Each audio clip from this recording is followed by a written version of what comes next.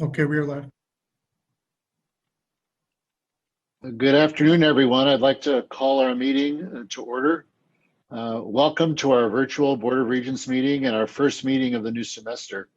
I'd like to thank everyone for joining us online as we work to protect the health and safety while continuing to operate the university.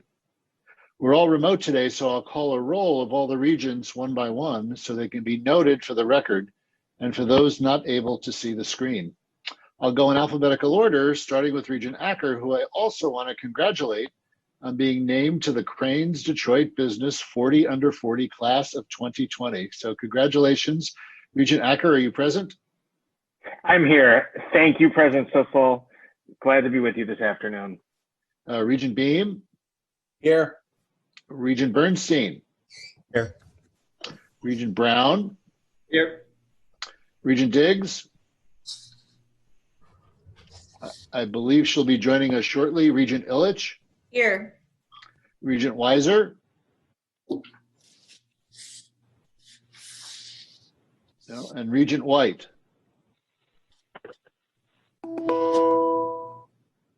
Yep, I see Regent White on her icon, but I don't hear her, but I think she's with us today. Also joining us, of course, are all of the university's executive officers.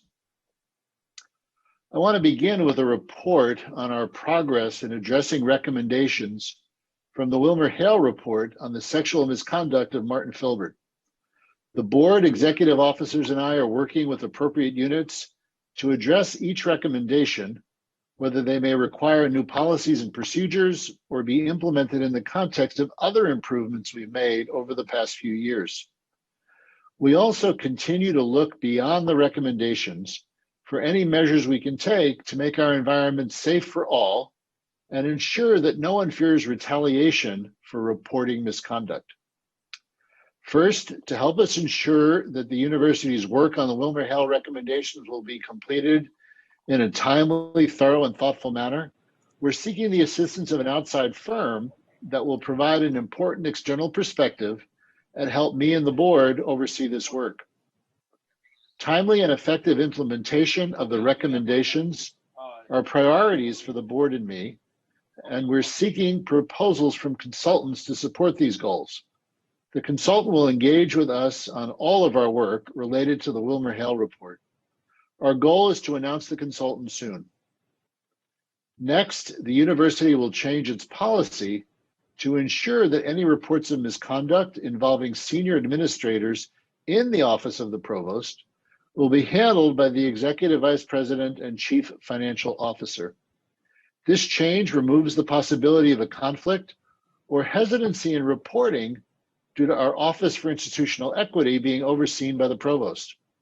It follows Wilmer-Hale's recommendation that we provide alternative oversight of sexual misconduct allegations involving members of the provost's office, which is ordinarily responsible for overseeing the Office of Institutional Equity. Additionally, we're developing a new policy regarding consensual relationships as recommended by Wilmer-Hale. This policy will require engagement with our community due to its many complexities. We'll provide more information when it's fully developed. The aim of this is to address the possibility of exploitation, conflict of interest, and favoritism. Our commitment to improve the university's climate around sexual and gender-based misconduct goes well beyond the implementation of recommendations from the Wilmer-Hale report. We need to grow a culture at the University of Michigan where sexual and gender-based misconduct are not tolerated, where all members of the community feel empowered and safe to report such issues, and where there are many conduits for reporting and that all reports get acted on appropriately and quickly. I fully agree with our regents that we must make any changes necessary to prevent the behaviors in the report from ever happening again. Earlier this month, the University of Michigan community was saddened to learn of the death of Professor James Jackson, one of the world's most influential scholars and former director of our Institute for Social Research. His National Survey of Black Americans and National Survey of American Life are considered the most extensive social, mental, and physical health surveys of the Black population in the United States.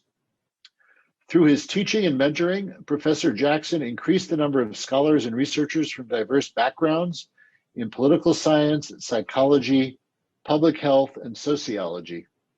He generously served nationally as well, inside the academy and beyond, inspiring new generations of scholars and leaders and ensuring that his important contributions were broadly disseminated in our society.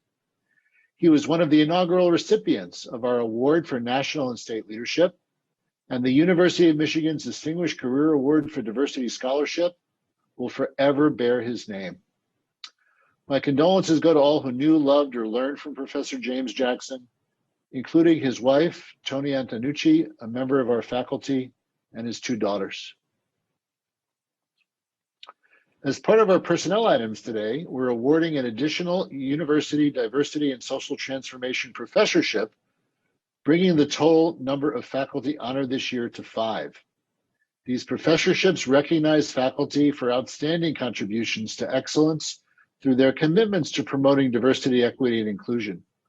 These professorships are an extension of the public mission of our university, and like other top awards, are reserved for only the highest levels of achievement. I congratulate Celeste Watkins-Hayes, Professor of Sociology and Professor of Public Policy, on earning this important university honor. I want to call everyone's attention to item number 17 under section 9 of our agenda today. This is an agreement submitted for regental approval that will expand our COVID-19 testing capacity significantly and make it faster and easier to administer tests and to get results. The agreement will bring saliva-based surveillance testing services to our campus from LynxDx, a startup spun off of intellectual property developed on our campus. This is another success story, not only of our amazingly talented students, faculty, and staff, but for the Office of Technology Transfer, which has enjoyed record-breaking success in helping U of M intellectual property get to market where it can do the most good. The ultimate winners here are all of us, who will now work and study at a place with additional surveillance capacity. I'd like to address for a moment yesterday's exciting and much hoped for announcement that the Big Ten plans to resume fall sports, including football. When the league decided early last month to postpone fall sports, it was because our medical experts were not confident in our ability to prevent coronavirus transmission during competitions, especially in contact sports. In addition, there was deep concern about reports and preliminary investigations of myocarditis, inflammation of the heart, in people recovering from COVID-19. It was feared that the combination of intense exercise and myocarditis could be particularly dangerous for our student athletes. In the intervening weeks, a task force worked out procedures, including the use of newly available FDA-approved daily viral antigen testing that could assure that the playing fields and practice facilities were free of virus, and a protocol for cardiac evaluation that would screen for myocarditis and other potential heart issues before allowing a recovering student to return to practice or to competition. This approach to daily testing and heart monitoring will be used to allow other fall sports to return to competition as well. Testing will be paid for by the league, which has contracted for specific testing capacity to cover all fall sports throughout the league. This will not affect our campus testing capacity. Football will not be played in front of fans this fall, but it will be great to have Coach Harbaugh and our outstanding team representing U of M in the months ahead. If all goes well, the first game is scheduled for the weekend of October 23rd and 24th. There'll be additional reports on other aspects of our COVID-19 response later in the meeting, but I want to remind everyone that we've changed the Campus Maize and Blue website to better convey the latest information on our actions and the conditions of the campus. I further invite members of the broader Ann Arbor community to view our information. University and local officials have been collaborating on the pandemic since early spring because we're inexorably linked when it comes to COVID-19. Our engagement is broad and crosses multiple domains that include public safety, emergency management, environmental health and safety, communications, and public health. Some key examples include we collaborated with the City of Ann Arbor on how to establish consistent expectations for students that mirror the broader community. The primary areas of concern for students off campus related to gatherings either downtown, at large residences, and in smaller residences. We partnered with Washtenaw County Health Department to encourage a local health standard establishing a relatively low maximum number of individuals for social gatherings, requiring masks when individuals cannot socially distance. We rolled out the Maize and Blue and A2 communication campaign, which covers both the university and downtown area. The campaign also features billboards donated by Bank of Ann Arbor. We're very grateful for these partnerships. Finally, I want to address the concerns raised by the Faculty Senate yesterday about our COVID-19 response. The decisions about the current semester were and continue to be highly complex. Throughout this year, we've always sought to uphold our mission and protect the people of our community. We may disagree on how we've done that, but I can assure you that the Regents and the leadership team never strayed from these principles. It's clear, however, that I need to do more to engage with our community during this pandemic, and that trust needs to be rebuilt, and I take responsibility for that. We'll be reaching out with ways for greater engagement around the pandemic in the days and weeks ahead. Thank you. Before I turn it over to Provost Collins, I had heard that Regent Illitch had a comment from the floor. Yes, thank you, President Schlissel. On behalf of the board, I first just want to congratulate Regent Acker for your wonderful award. And then I'd like to share a statement on behalf of the entire Board of Regents. People are concerned and frightened. The board hears this. The administration hears this. We know the university needs to communicate better and do better. Over the previous few weeks, we've heard from stakeholders during these unprecedented times, students, faculty. This meeting is being recorded. I'm sorry, there's an interruption. Over the previous few weeks, we've heard from stakeholders during these unprecedented times, students, faculty, administration, staff, GEO, RAs, parents, and our community as a whole. We've heard your concerns and we will continue to listen. We appreciate the effort of everyone to make our community safe. We are committed to following the science and utilizing the very best public health, medical, and scientific resources, and we will continue to adjust as the facts and science dictate.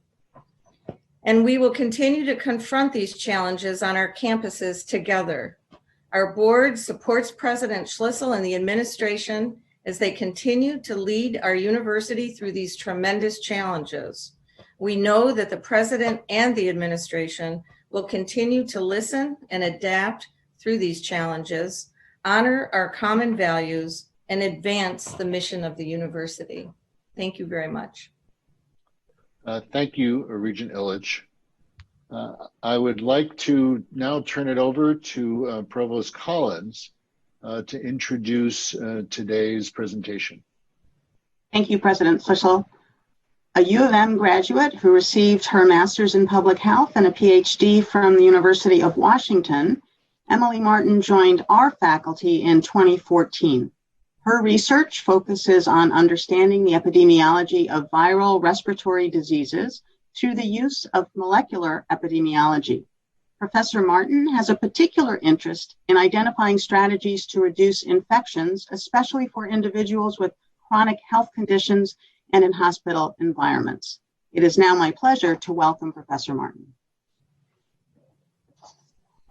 Excellent. Thank you very much for the opportunity to speak for a few minutes about our work.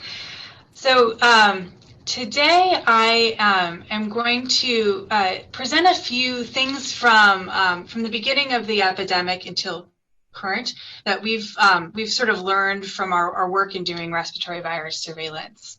So if I could start on the next slide. The first thing I wanted to start by introducing is to take a moment to introduce the work of the Michigan Influenza Center, which is based in the School of Public Health and co-directed by myself and Dr. Arnold Monto. This is a U of M and a CDC partnership for respiratory virus surveillance that was established in 2010, and it's expanded to hospitals in 2014. And through this, we work together with the CDC and then with other academic and CDC partners throughout the country to do mostly influenza virus surveillance and to look at influenza vaccine effectiveness.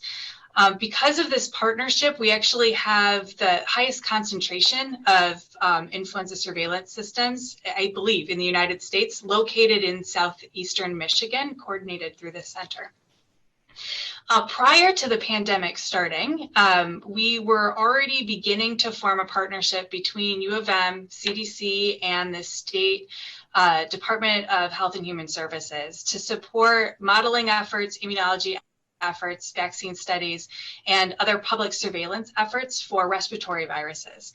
One of the outcomes of this effort was to actually plan for integrated pandemic response, should it happen, to be with a playbook that was going to be ready in 2022. As you can imagine, that timeline got accelerated substantially this spring. So I go to the next slide. Having this kind of a partnership already in place when the pandemic began in Michigan was very powerful to be able to understand the early days of the pandemic, not just from what we were learning from clinical systems, but what we were able to learn from the CDC U of M partnership.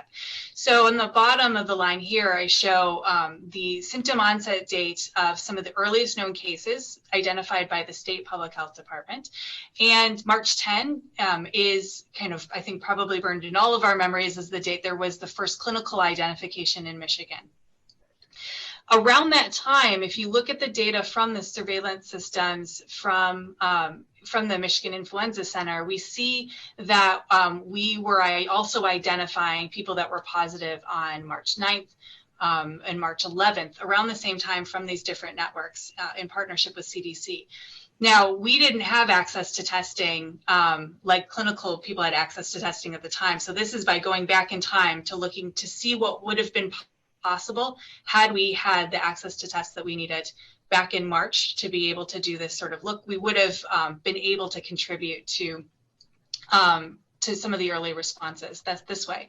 But, it's also worth mentioning that we looked all the way back to January and February in this same network, and we found no positives using the CDC's test for this. So really, the Michigan Influenza Center system started lighting up for COVID about the same time that we started seeing signals on the state level.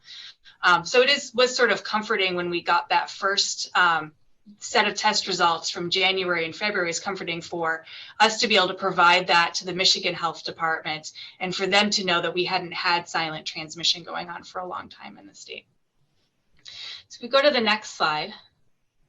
So where are we now, and where have we come to as the pandemic has built?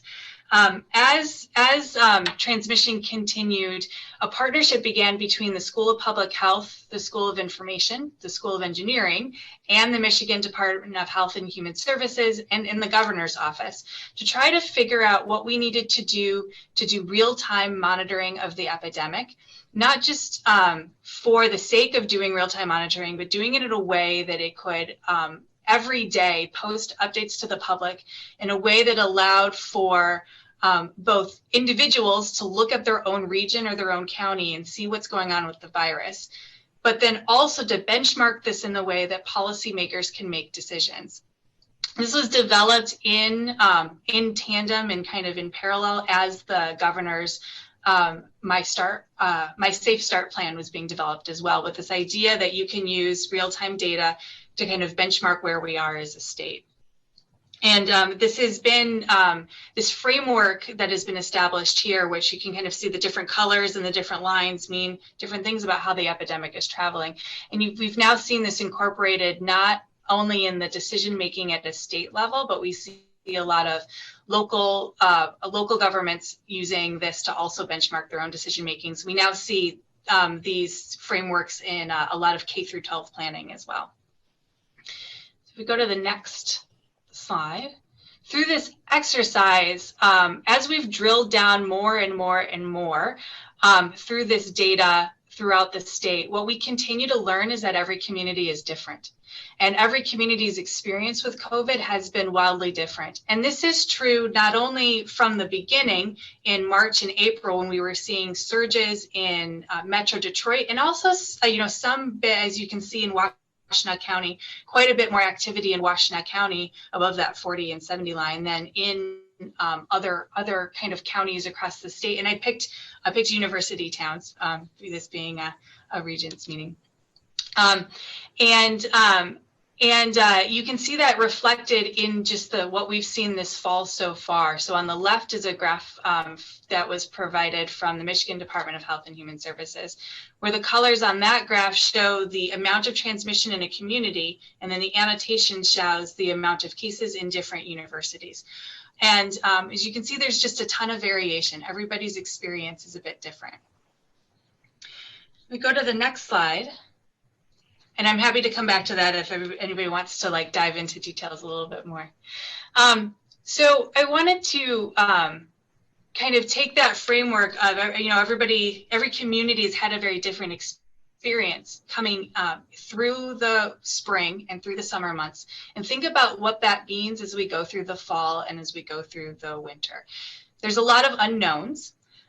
There's a lot of potential for, as we think about cold and flu season, for a lot of complications to the COVID situation. This is a graph from a paper that came out of the Michigan Influenza Center with involvement from me and Dr. Monto that looks at non-COVID coronaviruses. So this is actually from 8 years of data from the Ann Arbor community, where we looked at the circulation of other coronaviruses, the other types, the 4 types that we knew about before COVID, and to see the patterns of when they were more frequent and less frequent in the Ann Arbor community. And as you can see, January and February is really when you see a lot of circulation from other coronaviruses. Does this mean that COVID is going to behave the same way? We don't know. It's too early to say, but this does show us kind of how much other coronaviruses tend to follow regular cold and flu season patterns. So we go to the next slide. So as we go in from here forward into the fall and into the winter months, we need to think about what I've heard some people call Twindemix, this term of putting this on our radar, that we need to be planning for dealing with COVID in an effective way for quite some time. And we need to be dealing with that in the context of the other viruses and challenges that we're going to have. So here is something that was a graph that was prepared by Marissa Eisenberg at the School of Public Health, modeling out a pretty solid sized influenza season in terms of hospitalizations, and what would happen if we layer COVID on top of it. And if you kind of think about that arrow as a slider, the higher community transmission and potentially hospitalizations go from COVID, if we slide that to the right, we have to remember that we're layering that on top of the work that we're already doing to control influenza.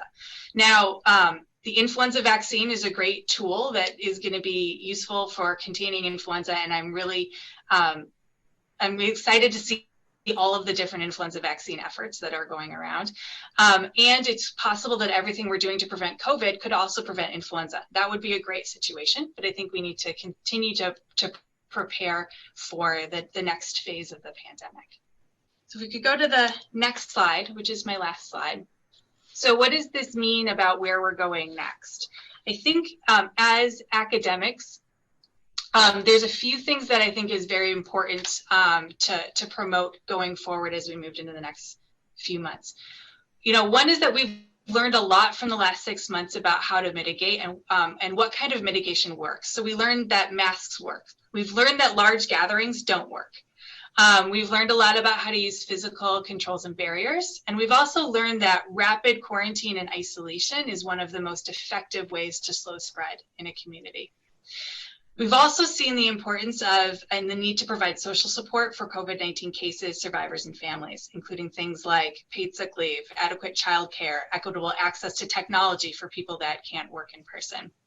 But I also think as an academic community, I'd like to see I'd like to see kind of a lot of movement around advocating now for long-term and national investments in public health systems, because these are the systems that we're going to need for the next 2 years while we're continuing to manage COVID. And with that, I think my last slide is just my acknowledgements of the really large number of people that have contributed to all of this work, and the incredible partnerships we've had across campus with it. Thanks very much, Emily. Any questions from the board for Emily or comments? Well, Dr. Martin, I really wanted to thank you, not just for the presentation, but for all of your work on behalf of the university, applying your academic expertise from your work on influenza with a brand new disease that, we don't have a playbook, and, we've benefited greatly. And I just wanted to thank you publicly for that as well. So thanks. Thank you. Back to you, Provost Collins. Great, thank you. And let me start also by offering a sincere thanks to Professor Martin for both her informative presentation, but also all the work that she and so many others across campus are doing. Thank you. In these unprecedented times, the University of Michigan will work together, engaging our faculty, students, and staff to excel in our shared commitment to exemplary education, innovative research, and engagement for the public good. And these really are unprecedented times, from the global COVID pandemic to the long overdue focus on eliminating structural racism in our society. Over the summer, we crafted and implemented plans for a public health informed fall semester with extensive protocols and alterations so as to minimize health risks and to enable us to bring faculty, staff, and students back to campus safely. I'd like to thank our faculty, especially for their extensive and innovative work, redesigning their courses to be delivered in a range of modalities. About 78% of the credits we are offering for undergraduates are being taught remotely this fall. However, the remainder, primarily courses that benefit most from face-to-face engagement, are offered as a mix of hybrid and fully in-person modalities. I also commend our staff for their tireless efforts to get our campus ready while continuing to do all of the things that make Blue go. A few weeks ago, it was a great pleasure to welcome our students for the beginning of the 2021 academic year, whether physically back on campus or virtually. We are very proud of their strength during what clearly is a time of adversity. And in addition to engaging with their studies, most of our students are paying close attention to following public health protocols, such as wearing masks and physically distancing. Our continued and consistent vigilance here remains absolutely essential. We are so pleased as well that our graduate student instructors returned to work today after voting to approve a resolution to the strike late last evening. We worked closely with GEO leadership on many issues important to GEO members and the campus community. Our goals throughout the negotiations and subsequent strike were to reach agreement with GEO and ensure that instructors are teaching students and our courses continue. As GEO noted in announcing its members' overwhelming support for the agreement, the negotiations resulted in critical progress on important issues. I must note, however, that there are a number of false statements circulating in the community, and I want to briefly address some of them. The university never threatened nor pursued any criminal action, including arrest against striking graduate students. The university never sought or threatened to seek monetary damages against any individual graduate student or other protester. And the university continued the full pay, benefits, and tuition waivers of all striking graduate students.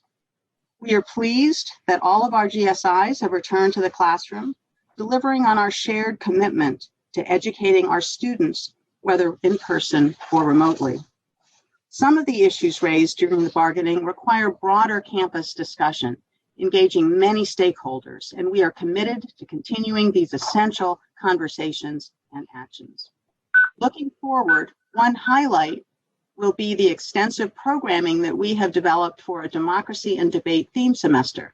Its emphasis will be on a shared exploration of the exchange of ideas and democratic engagement from a global perspective, involving faculty, students, and staff. And we will shortly announce a number of initiatives to focus the strengths of the University of Michigan on addressing structural racism, including a broad cross-campus task force on public safety. While this is a semester like no other, it is also an opportunity for us collaboratively to leverage the great energy and expertise of the University of Michigan. Thank you. Thanks, Provost Collins. We now move on to committee reports. The Committee on Flint and Dearborn met today. Regent Beam. Thank you, President Schlichel. The board met as a committee of the whole today, and we met with Chancellors Dutta and Grasso. Regarding the Flint campus, we discussed campus bylaws, fall semester, including an enrollment report, the College of Technology, strategic priorities for student success, and received a personnel update. Regarding the Dearborn campus, we discussed with Chancellor Grasso the fall semester, including the enrollment report, the upcoming winter semester, strategic priorities for student success, and received a personnel update. Thank you. Thanks very much, Regent Beam. We now move on to our regular business agenda. The minutes and reports are on the website. There are a number of reports that we'll do from the table here, and we'll begin with Vice President for Research, Cunningham.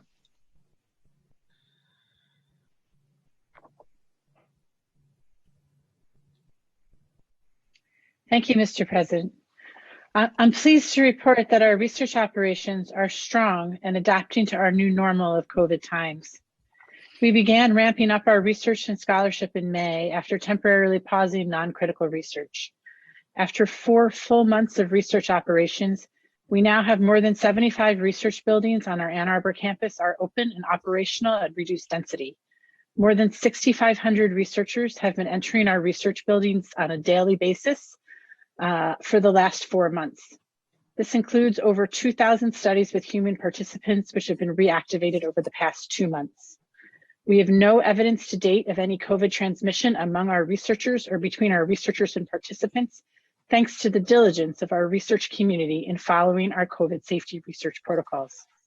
I want to commend our U of M researchers, faculty, staff, students, graduate student research assistants, and postdocs who have impressively risen to the challenges of addressing the most important issue of our time.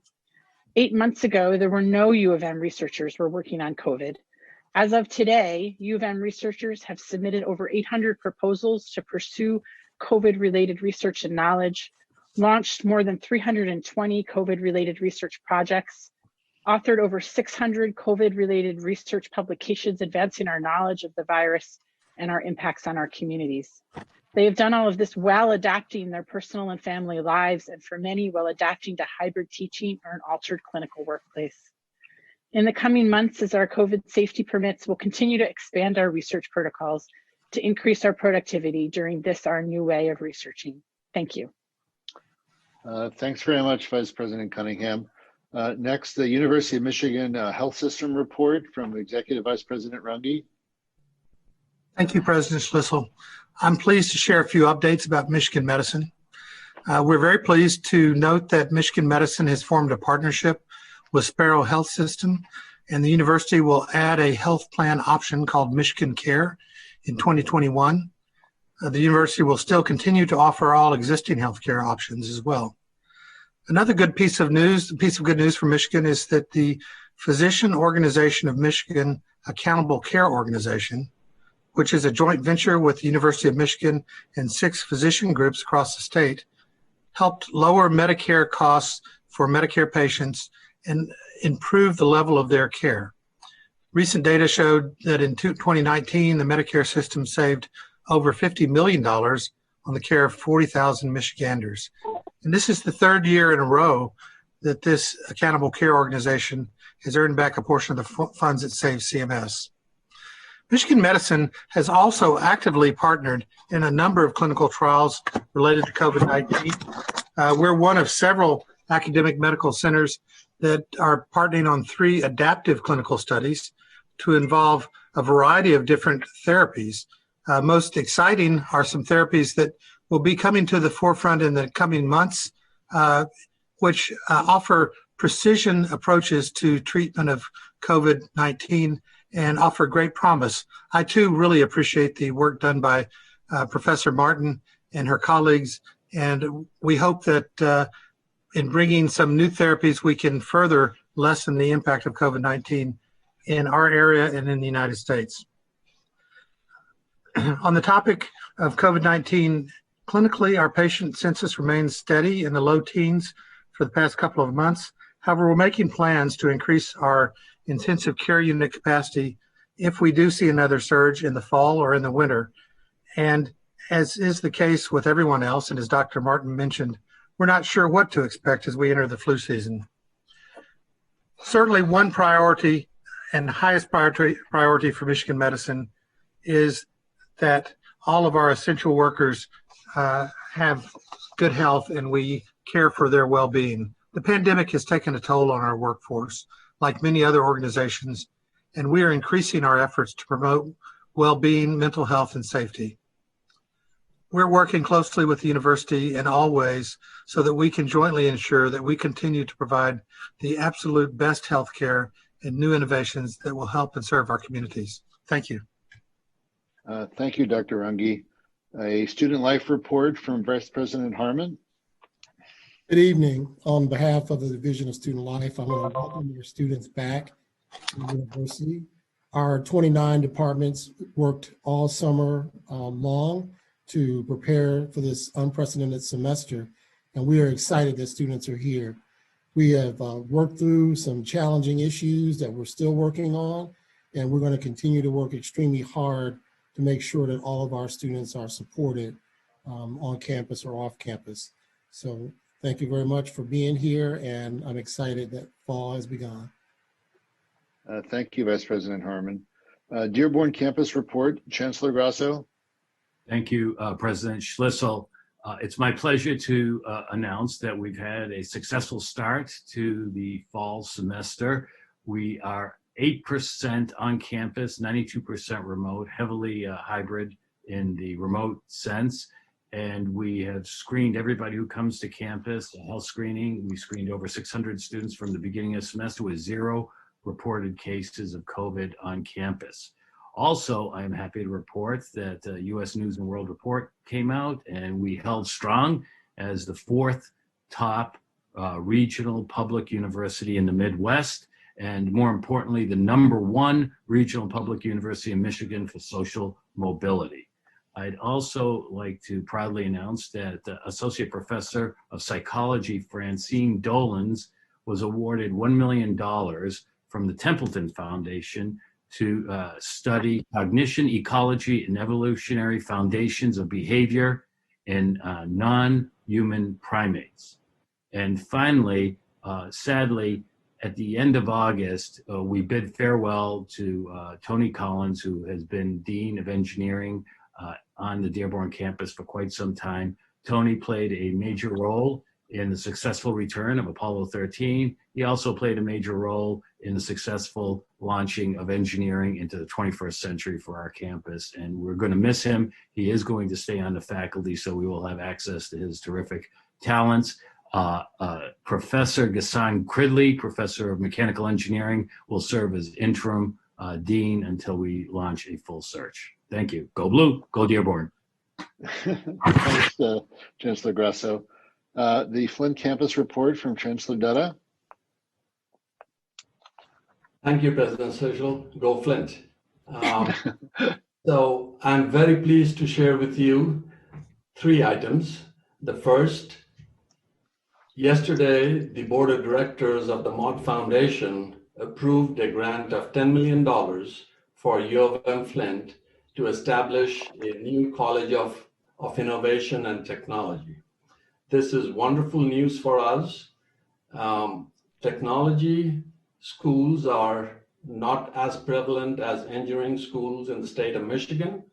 There are just a few, but there are technology programs in colleges of engineering. So with this freestanding College of Innovation and Technology, we will be able to attract new students and prepare them for the applied jobs for which the industry base is really wanting.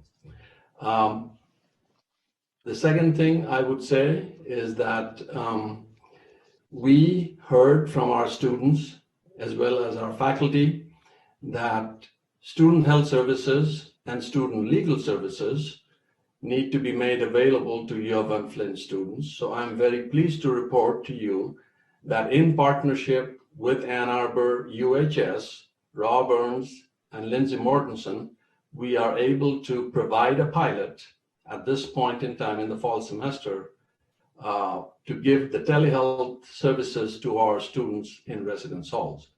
We will work and see how best to make it available to all students next year. Next, for the student health legal services, again, we worked with Student Life in Ann Arbor with Vice President Harmon and Linda Blake Jones, and we are pleased to report that all students at U of M Flint now have access to student legal services. So I thank these two offices for their partnership. And finally, the University of Michigan Flint, through a shared governance task force, has developed a set of bylaws that I have reviewed, has been reviewed by the Office of the Secretary and by the President's Office, and now will be posted for public comments for 2 weeks and will come to the full board at the October meeting. I want to thank the Shared Governance Task Force, who worked very hard through the summer months to create this document. And all three partnerships I mentioned to you, I would like to mention that the Office of General Counsel has been involved, and we very much appreciate their help to create the MOUs for UHS with student legal services and actually work as a facilitator for the new bylaws. Thank you. Thank you, Deba. You know, the group of executive officers want to give, and the Regents want to give you a round of applause for this wonderful gift from the Mott Foundation. So a virtual Hollywood Squares round of applause. Congratulations, well done. And Chancellor Grasso wanted to correct something, a mistake that I make all the time with names, but Chancellor Grasso, back to you. Yes. I sadly misannounced our Dean Emeritus of Engineering. He is Tony England, of course, and he is very well known, and I really apologize deeply for that misstep. But it is Tony England, who's a terrific person.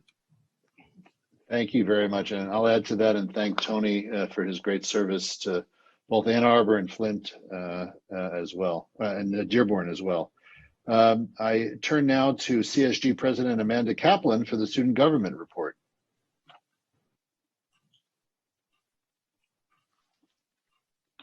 Hi, everybody. Thank you for the opportunity to address you today. It has been quite the back-to-school experience. Keeping in line with Saveri and I's mission to elevate student concerns to administration, we want to touch on a few issues. First, we want to recognize and applaud the student advocacy that has taken place across campus, from GEO to res staff to dining workers to individual students and student organizations. Everyone has been engaged in campus issues. This is cause for celebration, but also deep concern. There is a pervasive sense of fear, mistrust, and dismissal on our campus. So before diving into the policy issues, we wanted to name this and recognize the legitimacy of all of these concerns. We specifically want to thank GEO for all of their hard work and state unequivocally that the university must ensure that the agreements made to address GEO's demands are not performative. We are dedicated to working with GEO and administration to make sure that GEO feels that their demands, especially their anti-policing demands, are seriously considered.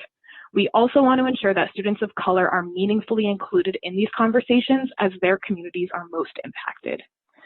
Second, we are concerned with some elements of the university's testing plan. And I am by no means an expert, but we nevertheless want to relay common concerns that we have heard. First, it is important that students are aware that our COVID-19 dashboard only reflects positive cases tested at UHS. We know many people who have purposefully tested outside of Washtenaw County to avoid university purview. Their positive tests are never recorded on our dashboard, and we will never know of their need for care. Secondly, we have heard concerns regarding the UM's random testing system. We heard reports specifically that a Ross professor who specializes in randomized sampling expressed concern that our testing is publicized as random, but because we prioritize high-risk groups, which is great, it makes our results biased and inherently not random. We should be regularly testing high-risk groups, but this should not be conflated with testing designed to understand the positivity rate, specifically among the average low-risk student. In a 4-hour shift this week, my friend who volunteers only tested 4 students, despite thousands being registered. This is in part due to a lack of student engagement and in part because high-risk groups are being prioritized. I believe we need to encourage more students to enroll in this program and separate testing between high-risk community members and low-risk students.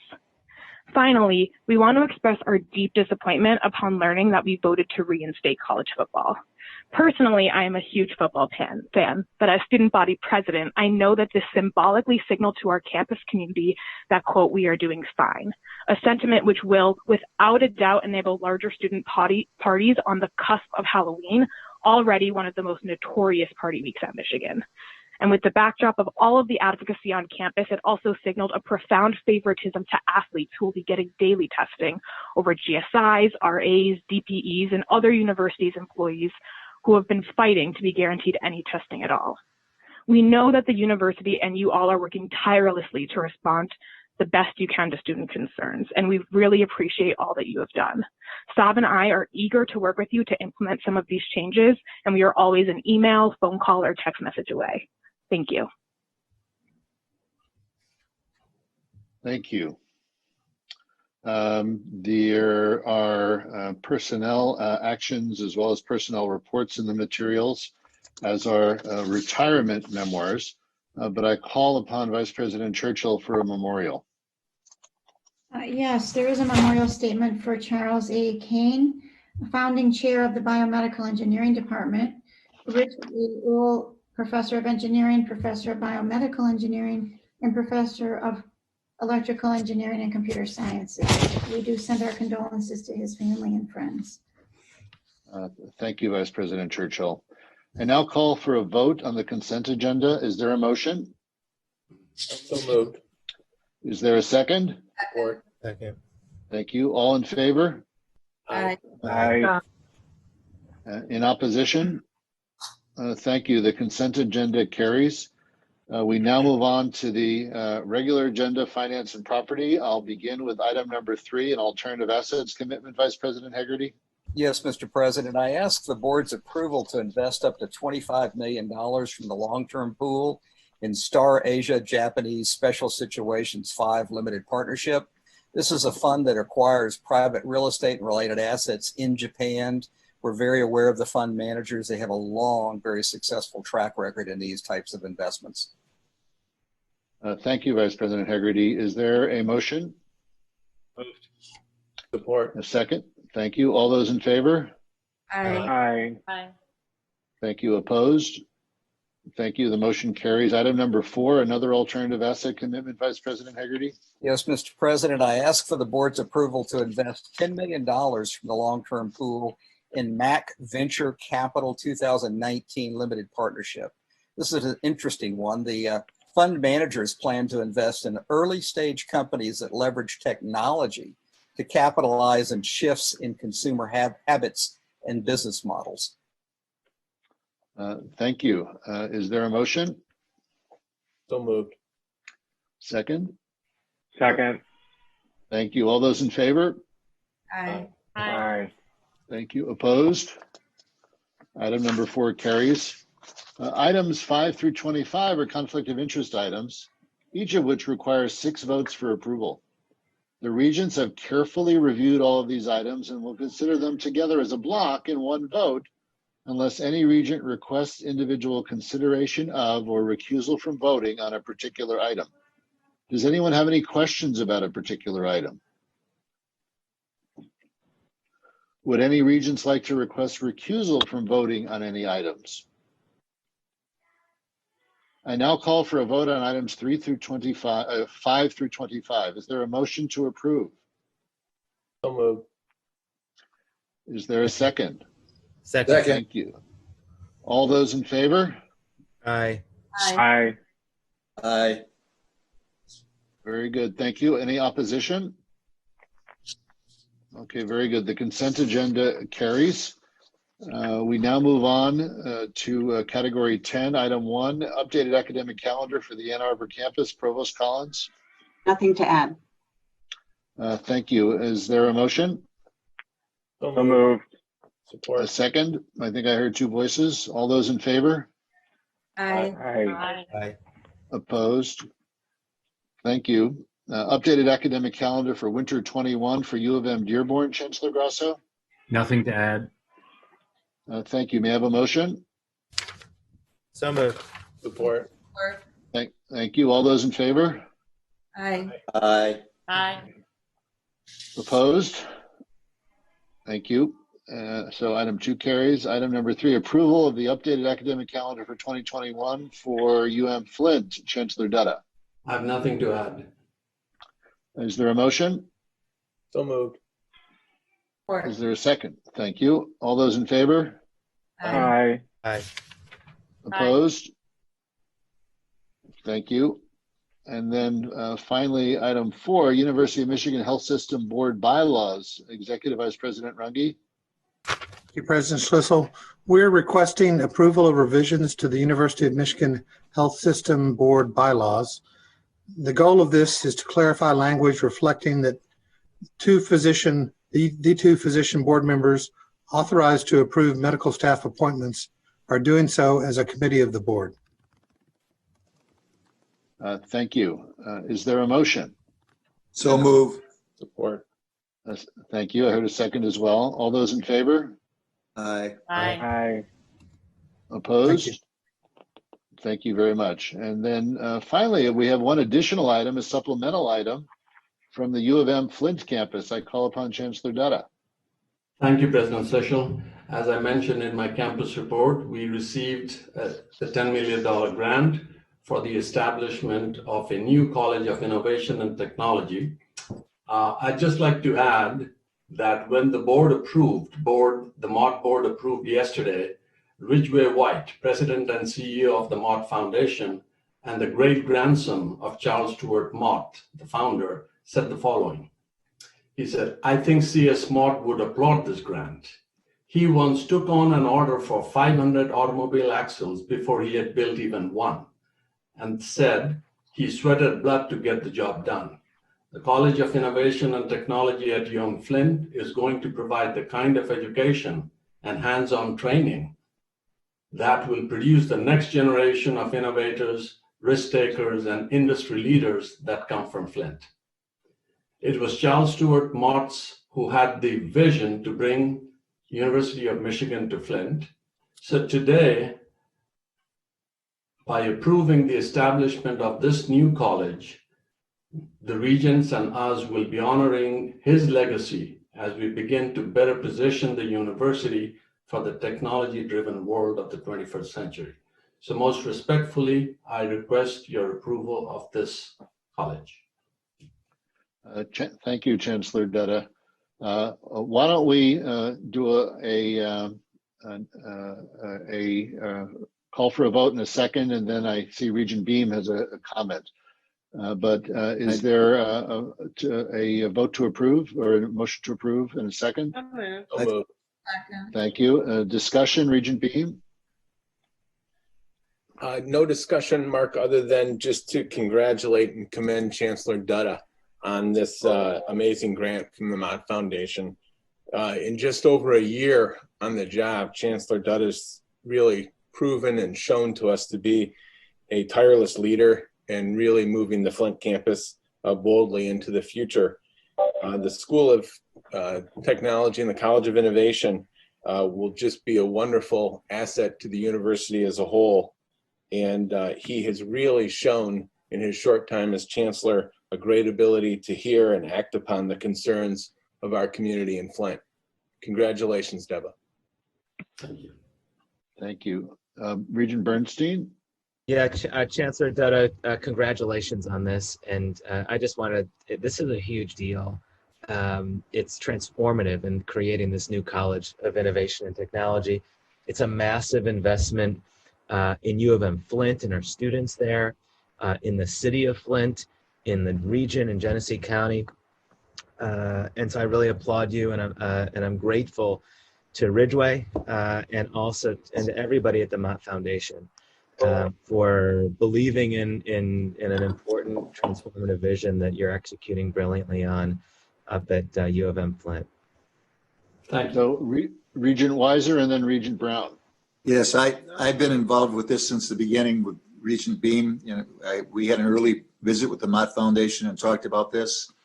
And I just want to congratulate Deba on how quickly he took this idea and concept to what is now going to be a reality and got this incredible grant from the Mott Foundation.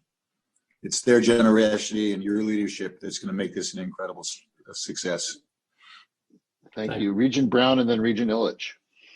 Yes, congratulations, Chancellor Dutta. And again, I just want to reiterate our thanks to the Mott Foundation, Ridgeway White and his family.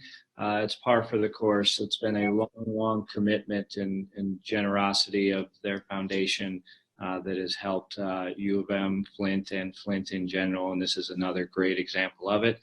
I also want to thank Chancellor Dutta's staff, as well as all the community members that have fought for not just this project, but also the others that were announced by Chancellor Dutta today, in particular the rollout of medical and legal support on campus for the students. Thank you. Thank you. Regent Illitch? Yes, thank you. I just want to add that this is really in this kind of environment and what we're all challenged with and going through. This makes it especially sweet, and it's really a wonderful, wonderful feather in the cap of the community of Flint, as well as yourself and all of the team members that helped. I expect there'll be much more coming. So thanks for all of your effort and congratulations. Thank you. Okay, thank you all very much. Now we actually have to vote.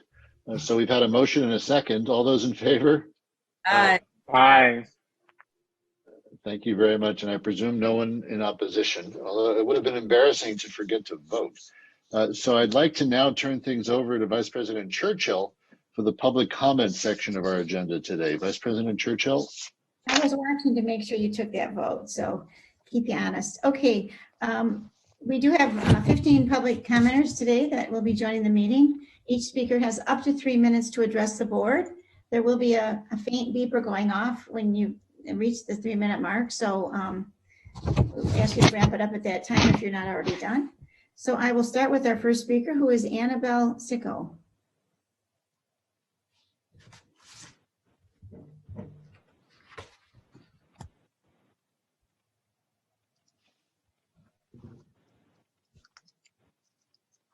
IT is bringing her in.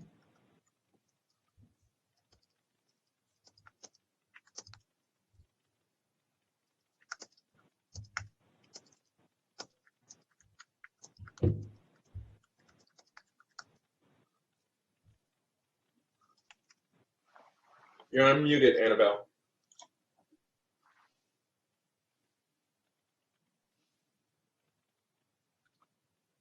Judy, is Annabelle here? Yes, and she's unmuted.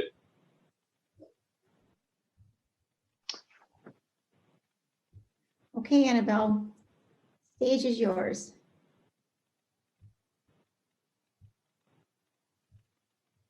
I'm wondering if maybe she's having technical difficulties at her end.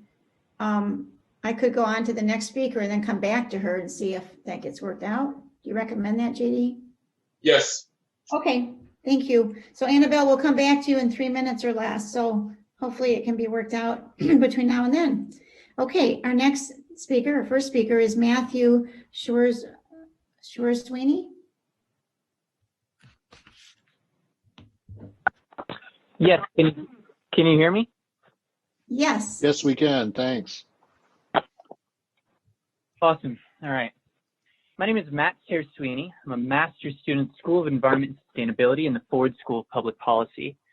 I speak today as a member of GEO, as a member of the Climate Action Movement, and in solidarity with the thousands of students at this university that are engaged in a constant struggle to make this university a more just place. Over the past few weeks, the leadership at this school has demonstrated an almost breathtaking disregard for human life. We know that since the pandemic has started, 5 university workers have died of COVID. How many more will die because of this unconscionable reopening plan? How many more lives are you willing to write off as the cost of doing business? In the words of many of my friends this past week on picket lines, how much is my life worth?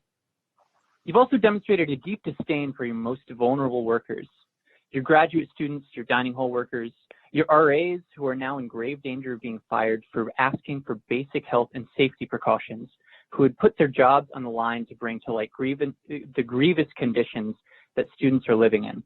And what exactly was the plan there, by the way? Because from what we've seen of quarantine housing, there simply wasn't one. Getting students money was the only concern. In your passivity with these compounding crises, you have tacitly demonstrated that you do not care about the life and well-being of the university community.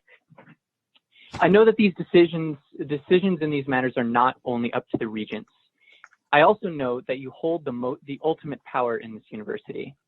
So I hope you take a good hard look at what your graduate students, RAs, dining hall workers, students, staff, and community allies, and now even faculty have expressed about this administration's handling of the crisis. I hope that for once you listen to what your community is telling you.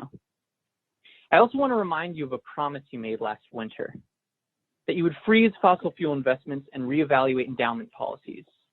It's been over 6 months, and the rest of us at the school were expected to keep doing our jobs through the pandemic with little support. So were you doing your jobs? Have you gotten us any closer to divesting from the death machine that is cooking our planet? Because if not, hey, we're back in school, and we'll make sure you start working on that now. As an undergraduate and now a grad student, I've been learning at this school for a very long time. And undoubtedly, the most important thing I've learned is how to organize. This university's draconian, oppressive approach to dealing with the concerns of workers and students has radicalized me and thousands of others. And from each other, we're learning how to fight back. Your active hostility towards us, your commitment to crushing all efforts to reform the school have only made us angrier and better at organizing. So as a reminder, we're not going away. Thank you. Thank you. I'm going to go back and see if Annabelle is on the line now. So let's unmute her and see if that works. Can you hear me now? Yes, we can. Thank you for joining us. All right. The stage is yours.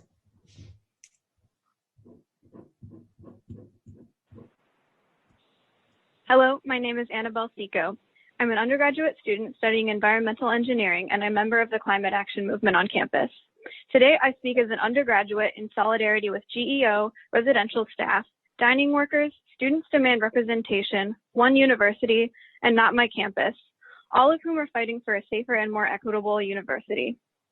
I speak today to tell you that we are all watching. We are watching as you have yet again failed to provide equitable funding for Flint and Dearborn campuses and instead increased tuition in Flint by 3.9% and in Dearborn by 1.9% during a pandemic.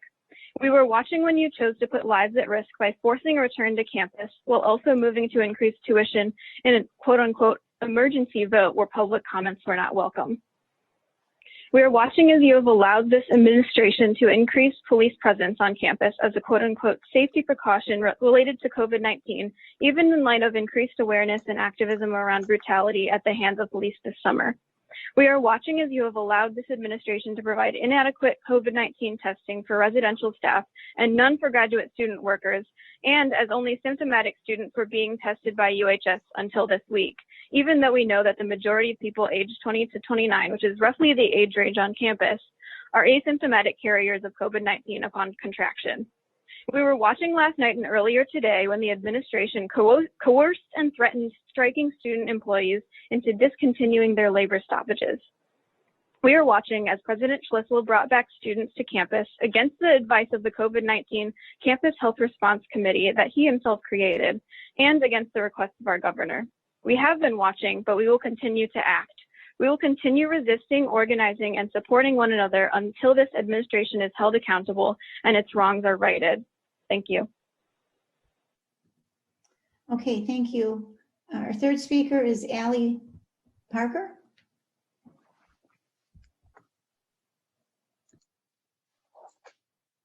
Hello. Hi, we got you. You can go ahead. Okay, thank you. My name is Allie Parker. I'm not sure if you remember me and my story.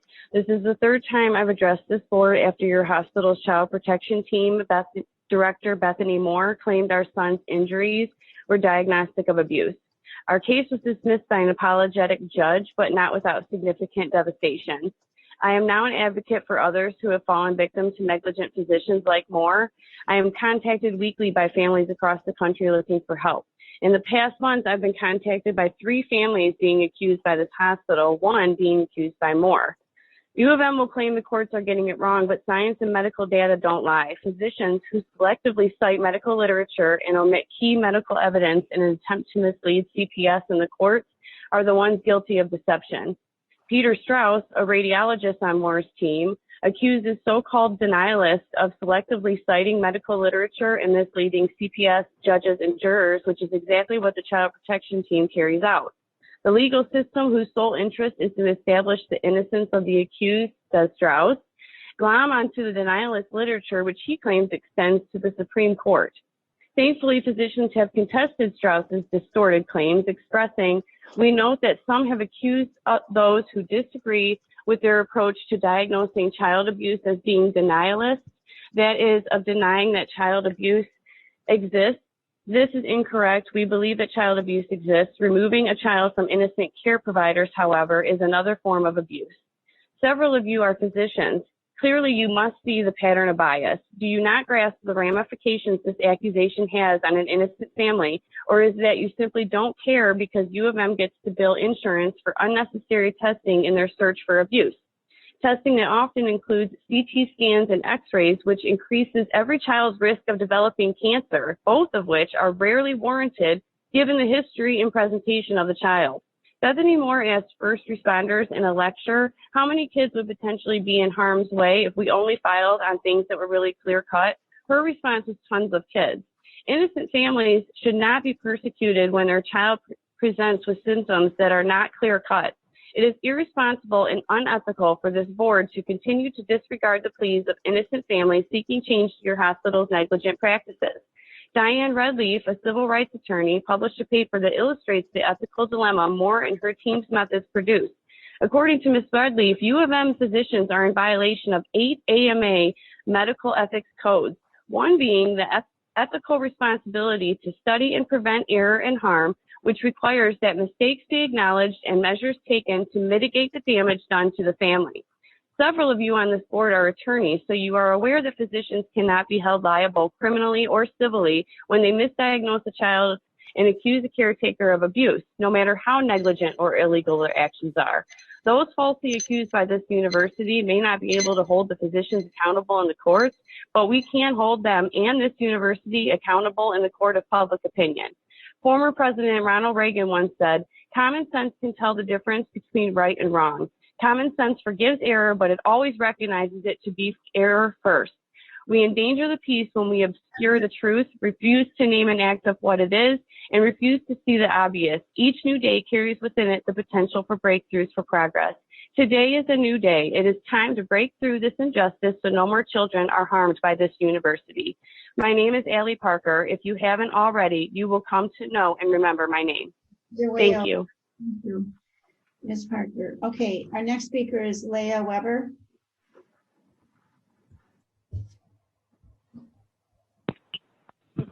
Hello, can you hear me?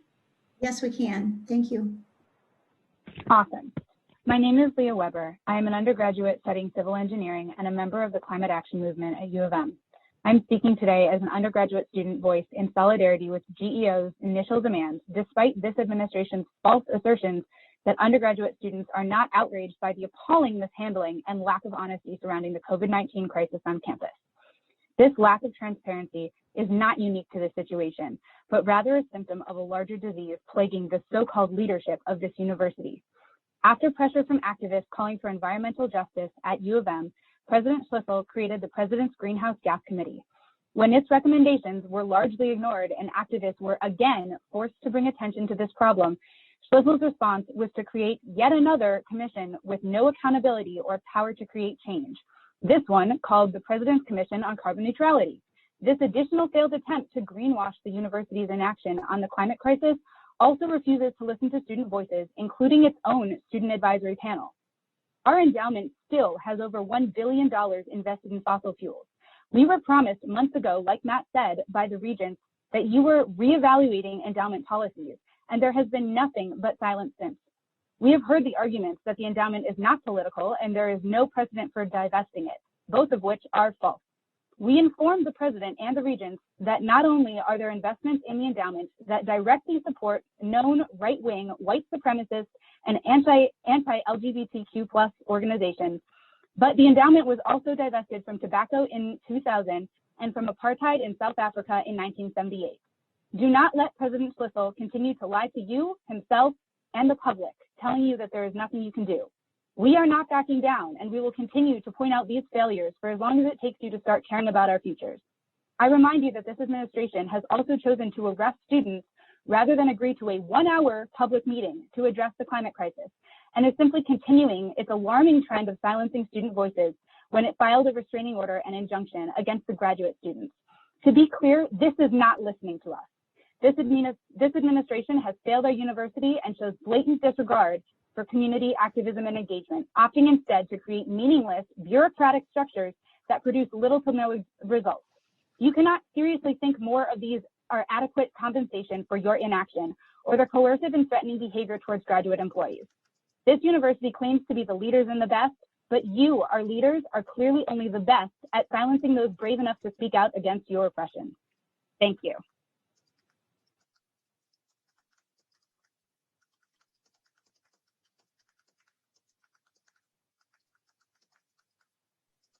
Sally, you're muted. Sorry, I just realized that. And I pronounced his name beautifully the first time. It's Zainab El-Kokley is our next speaker.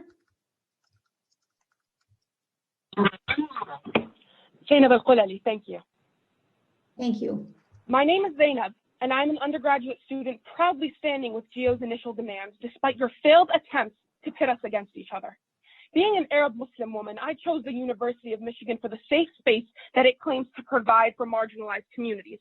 But with recent events, I've learned that this notion is an absolute lie, and that this administration cares about nothing other than revenue, even at the expense of its own students and staff. Regent Collins, you claim that the university has celebrated its history of community members standing up for what they believe in, but you have proven with your erasure of freedom of speech that your words are fundamentally empty. President Schlissel, you said that this strike was, and I quote, a profound disruption on the education we promised our undergraduate students. Allow me to correct this massive falsehood. It's a disruption of education when Black, Indigenous people of color on this campus have to live in fear of the police that you annually funnel $12 million into. It's a disruption of education when we demand more COVID testing that also encompasses asymptomatic individuals, and you refuse, calling it science fiction and instead hiding behind a law firm to suppress our voices. It's a disruption of education when that law firm is the same firm responsible for hindering the lead investigation and endangering the lives of marginalized communities in Flint. It's a disruption of education when your only defense against our movement is that it's illegal. I ask you all who constantly praise the likes of Rosa Parks and Martin Luther King Jr., was their change-making legal? Are we, a supposedly world-renowned university, allowing the law to determine morality or safety or justice? How dare you say Black Lives Matter when you refuse to defund the police and instead increase policing on campus? How do you sleep at night when you claim to welcome international students while maintaining cooperation with ICE? How do you allow Regent Weiser, one of Ann Arbor's biggest landlords, to have any say in students returning to campus?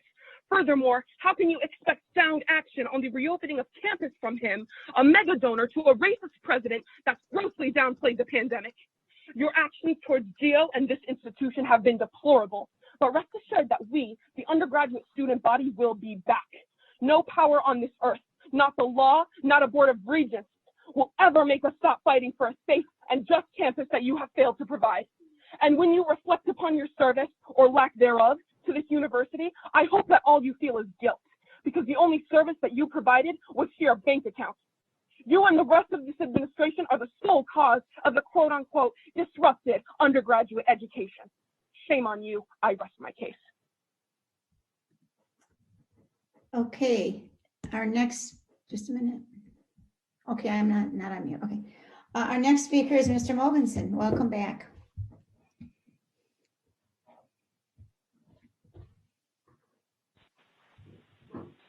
Can you hear me now? We can. Yep. It's been a while. Yes, I was not able to come in July, but this is where I usually do what I call my annual performance review. Well, it's nice to hear your voice and know you're well. I'm all right. And so one of the challenges is to do the annual performance review, to really spend time to think through and really look at how things have been going, not in the heat of the moment, but to look through. And what I found is I would jokingly call you to probably be on double secret probation. What I've seen is reflected in people talking with you is a sense of institutional narcissism, which can result in a pattern of what I call M-blaming. And it makes it hard for people to listen and to really hear. And I wanted to give you three specific examples. The first relates to financial issues. The second relates to community, the AAPA as a public sector, important for your operational operations. And the third is reputational, relating to the sale of the Barber Brush Park Mansion back in June. So as it relates to financial, you've heard me talk about this before. In December of 2016, you approved the $200 million bond to buy the Metro Health Hospital out in Grand Rapids. And you had to have a public hearing. And I actually went to the public hearing. And no one had ever been to a public hearing before, so I had to explain to the finance department how to set up a public hearing, where they should sit, where I should sit, how it would also work. There was nobody there. It was just the people from the finance department. And the next week, we had to vote on this $200 million bond.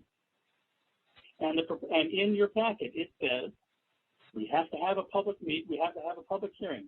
And if there were any speakers, their comments are on file. I did actually request my comments are finally on file. But what I was pointing out was three things. We had just had the 2016 elections, and I was concerned that if the Affordable Care Act was no longer in place, that it could impact some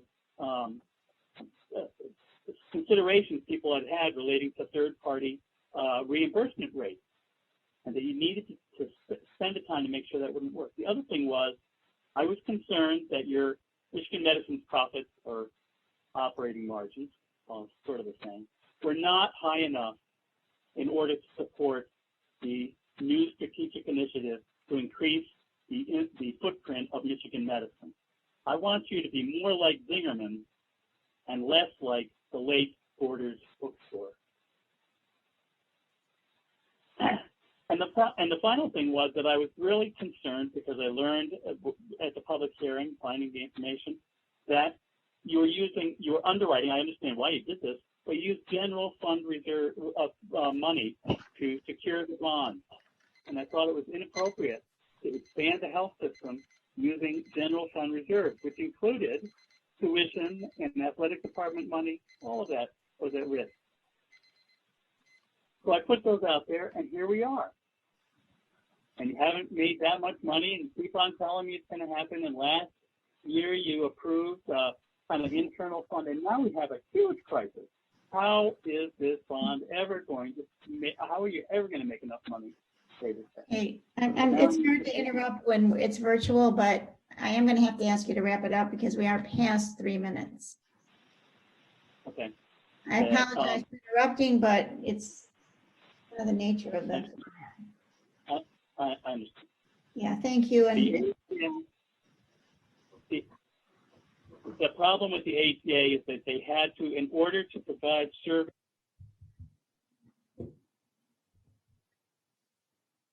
okay, thank you. Our next speaker is Jared Eno. We do have a number of speakers. That's why I want to keep it moving and on time, in fairness to everybody. So Jared is our next speaker. Hi, can you hear me? Yes, we can. Okay. Before I dive into my comments, I would ask, you know, President Schlissel, you've said a lot about the importance of dialogue lately, and I would appreciate if you actually at least performed paying attention to the public comments as we share our opinions with you.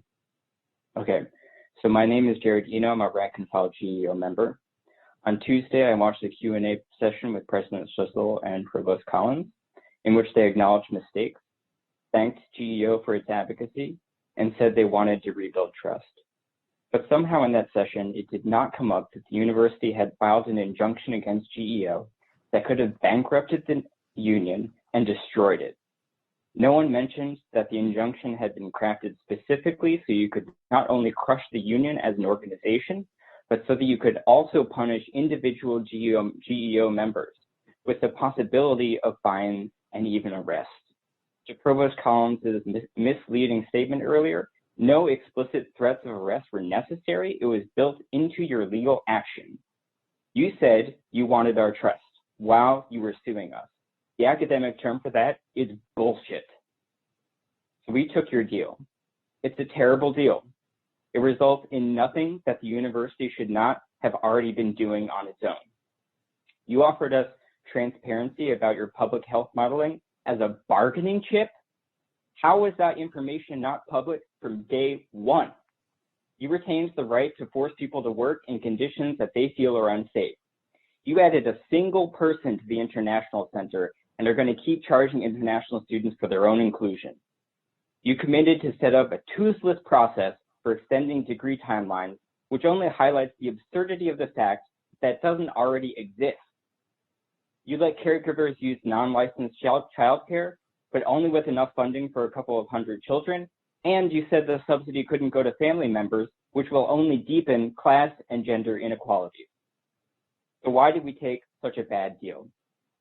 I can't speak for other GEO members, but I do not think I'm alone in that I worried that if you came after us with that injunction, we would not be able to keep our most marginalized members safe.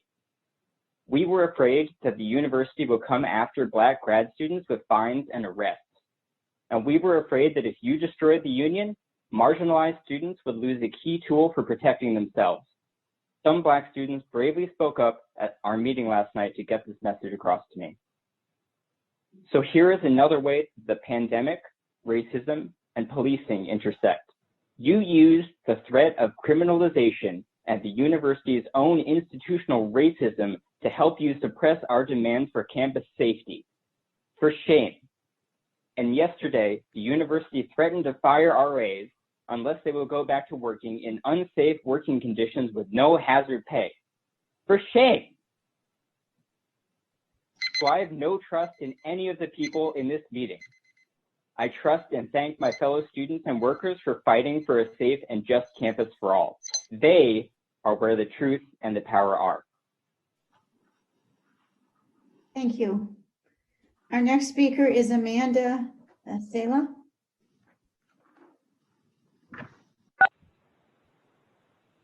Hi, everyone. Thank you for the opportunity to speak today, especially to our Regents. My name is Amanda Sala, and I'm an organizer with the One University Dearborn Group. I'm here today to express concerns regarding DEI, diversity, equity, and inclusion efforts at UM Dearborn, as well as discuss recent developments at UM Flint that I believe should also be implemented on the Dearborn campus. Last week, UM Dearborn made national headlines regarding a non-POC, non-person of color, people of color campaign with students, educators, community members, and many others disappointed and outraged at the lack of intent that went into advertising this event. While this is certainly an issue, I believe this is part of a much larger problem. This is not the first time that the UM Dearborn administration has made such careless decisions without the consultation of students and faculty, and I come to you today in hopes that you will help push our Dearborn administration to listen to us and hold them accountable. Just last fall, Dearborn administration created the Center for Social Justice and Inclusion, which houses LGBTQ, multicultural, women and veterans affairs without any input from students, faculty, and staff. Students have expressed concerns, including not having enough space, needs not being met, and so on. I tell you this today because this is a similar offense as to what has occurred with the non-POC cafe. Dearborn administration is not including students, faculty, and staff in their decisions, despite their claims to include us. Chancellor Grasso has held 20-minute listening sessions, town halls, and has created proposal submissions with no assurance of its incorporation. But even with these initiatives, we are not seeing any improvements on our campus. Even with the $20 million that was given to Dearborn and Flint, Chancellor Grasso is stuck on his strategic plan, which was constructed with very little student input and was completed before the COVID-19 pandemic. In an attempt to include more student and faculty input, we've appealed to the Chancellor to create a committee that will help guide where our portion of the $20 million will go, and Chancellor Grasso has refused. Meanwhile, Chancellor Dutta put together a committee and had one University Flint representative sitting on that committee. As a result, Flint, in partnership with UM Ann Arbor, has adopted a pilot program for 3 different initiatives: the Go Blue Guarantee, Health Services, and Legal Services. Not only this, but for the first time, Flint Daycare is offering free care to low-income students. So there will be free preschool this fall and winter for income-eligible children at Flint's Early Childhood Development Center.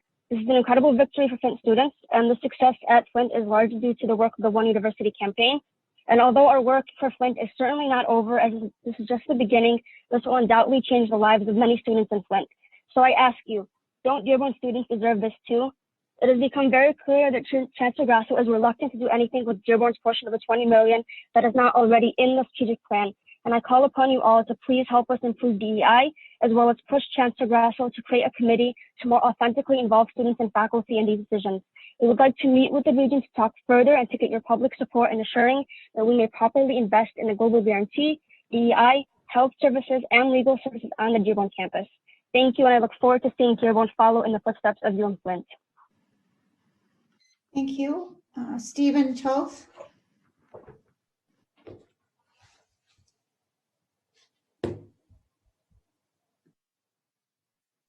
Hello, can you hear me?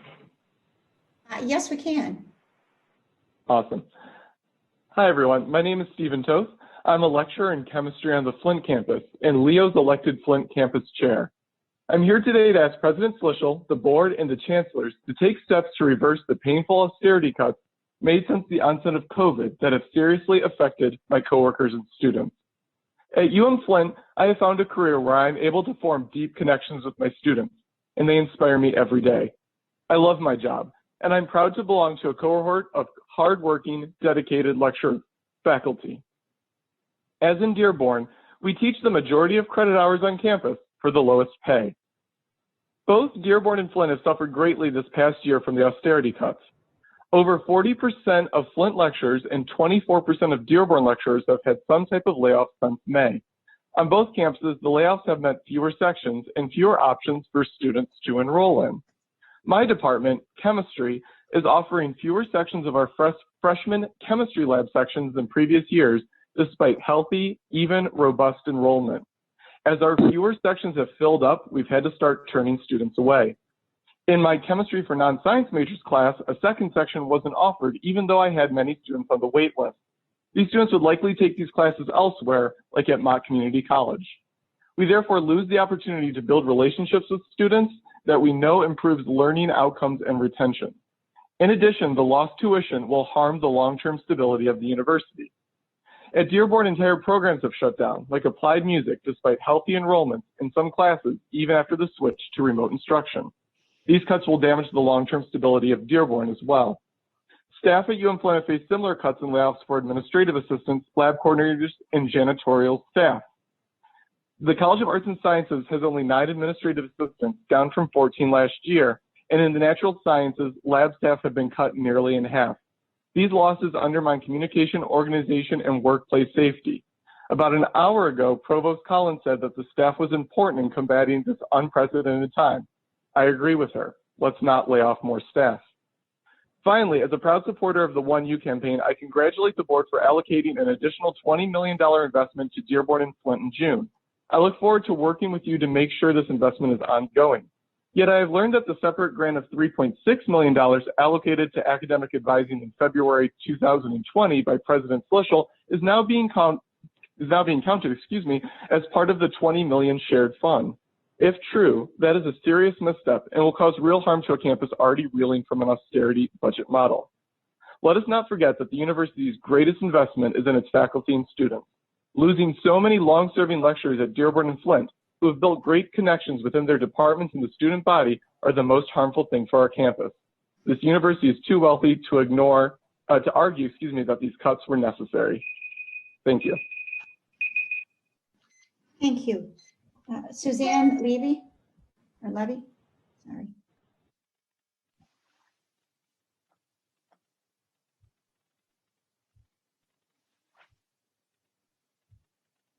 Suzanne?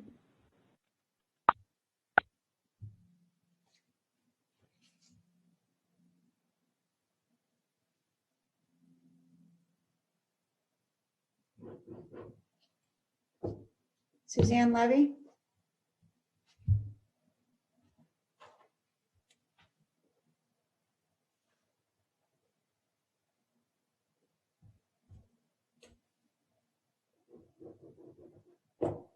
Suzanne is unmuted. Is unmuted?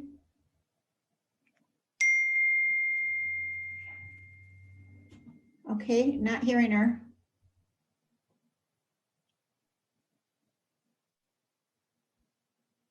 We can't hear you if you're speaking. All right, I will move on to the next speaker and come back just to make sure, it wasn't a technical issue on our end.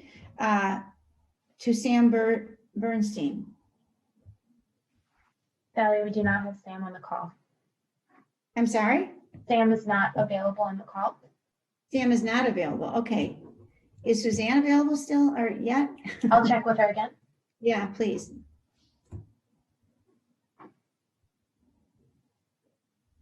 Suzanne, you've been unmuted. You can proceed.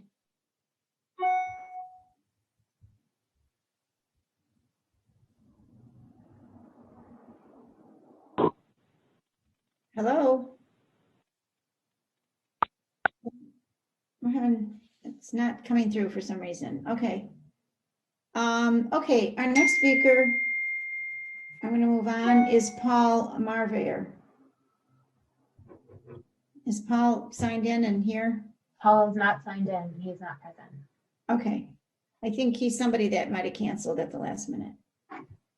Okay, Carrie Valentino. We lost her halfway through the call and she did not return. Okay. Then our 14th speaker is Sam Concuret.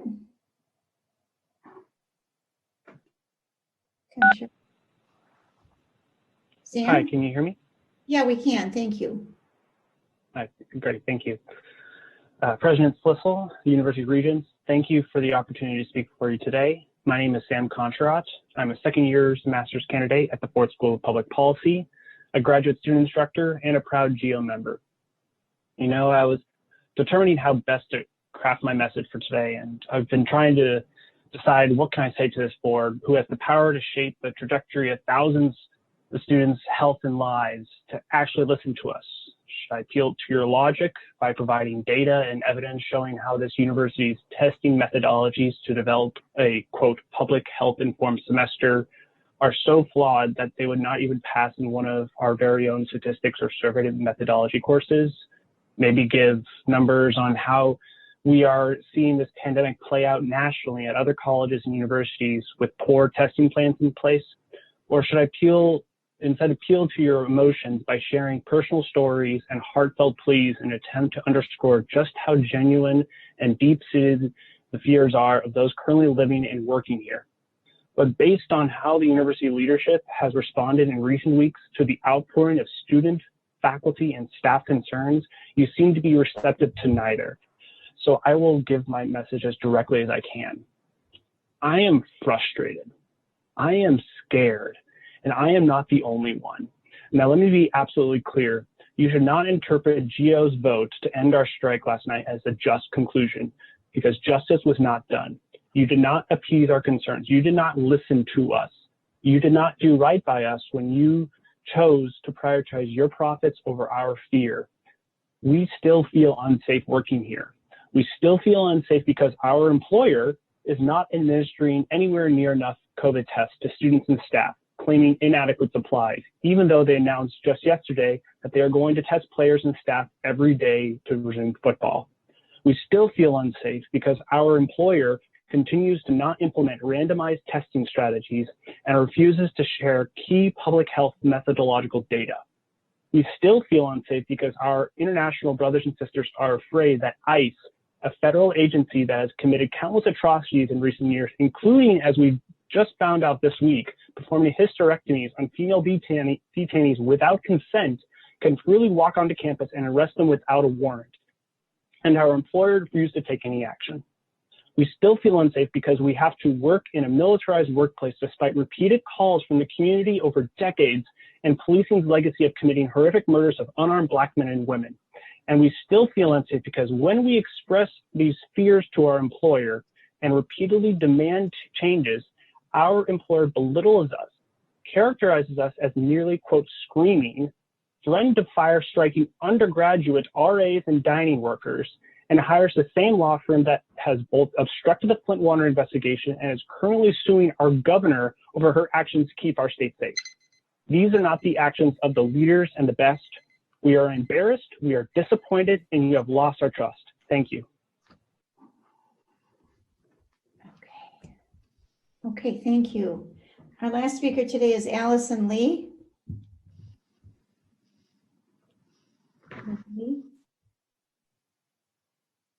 Hello?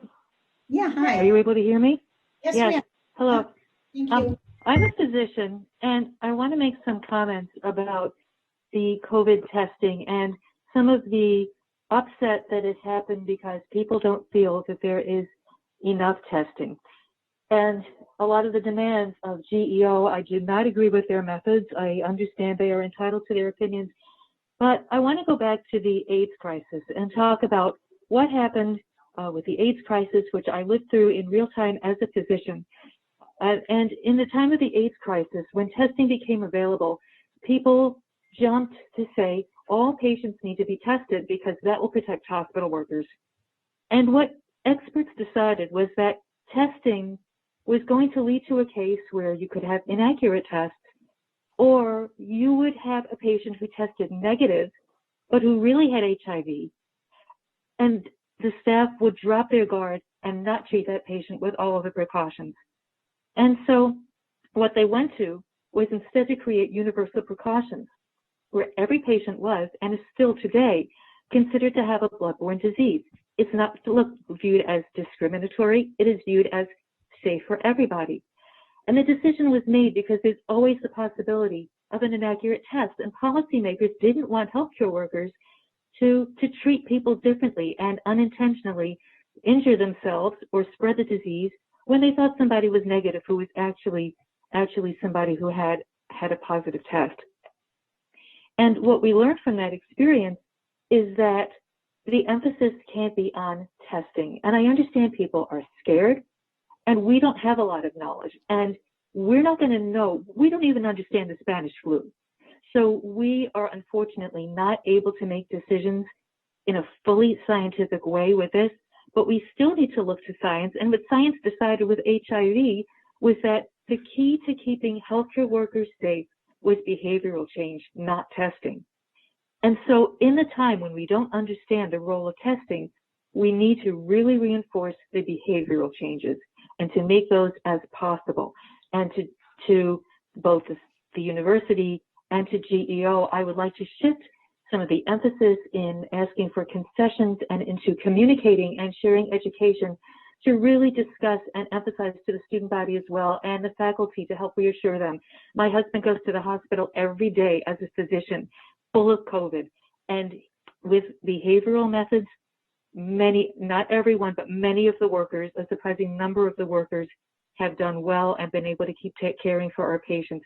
So the emphasis needs to be on behavioral changes, more on testing, Not to say testing's not important, not to say vaccine's not important, but we can't hold our breath waiting to know what to do with those things where we can change our behavior immediately. Thank you. Thank you very much. There are no other public speakers, President Schlissel. Sally? I've been told that Regent Illitch wishes to make a comment. Is there a technical staff? Suzanne might be on the line. I'm on the line. Can you hear me? I'm on the line. Can you hear me? Yes. Hello? Yes, we can hear you. Suzanne was speaker number 10, Sally? Yeah. You want to go ahead and give her a few minutes? Yep. Yes. I'd like to speak. I'm going to start. Hopefully you can hear me. So my name is Suzanne Levy, and I'm the mother of a freshman who is currently enrolled at UMich. And the reason why I wanted to speak is because I'm also an attorney. And I have some thoughts about this, which I think are important. So what I'd like to say is that as an attorney, I'm also a mediator. And what I'm hearing is that there's so much anger by both sides, and well, maybe I don't know about the administration side or the regents, but I do know that I'm hearing a lot of anger from the GEO, and we haven't heard from the RAs or the kitchen workers. But what I'm getting is that they sound like they're not being heard, and that's a problem. So although that there was a settlement last night, if you read what they say on their website, they say that they were threatened, that they were bullied, and that's why the strikers are no longer striking. And I can tell you that they are going to continue to do things to disrupt the classes, despite the fact that they said that they're not striking. It doesn't sound to me like a true agreement was reached. And so since a true agreement wasn't reached, they can do things to disrupt the classes. We won't talk about what they are right now, but they can do things, and it would be detrimental to the students.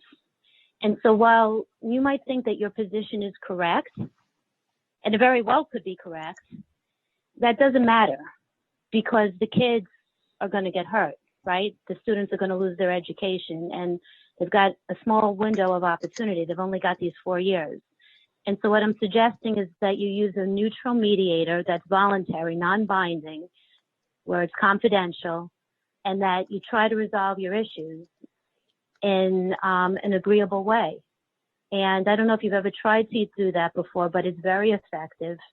And you've got this tremendous impasse, and the kids are suffering because it's COVID. They went to school, they expected to get an education, and it's getting disrupted. And it doesn't matter anymore if it's legal or not. That's the facts, that's what's happening, and we have to resolve the problem. Anyway, that's my point. And thank you for your kind consideration of this. I wish everybody health. Thank you very much. And now, Schlissel. Thank you. Before I forget, I want to thank all the speakers for expressing their heartfelt thoughts, obviously. And Regent Illitch wanted to make some comments. Just the same, on behalf of all of the board, I just want to thank all of the speakers for giving us input and their thoughts. We want to encourage you to continue to comment and give us your thoughts. And we want to assure you that we hear you, we listen to you, and we discuss every thought that's shared with us. So thank you. Thank you, Regent Illitch. Absent further comments from the board, and I see none, I'll declare the meeting adjourned. Thank you all very much. Thank you, everyone. Be safe.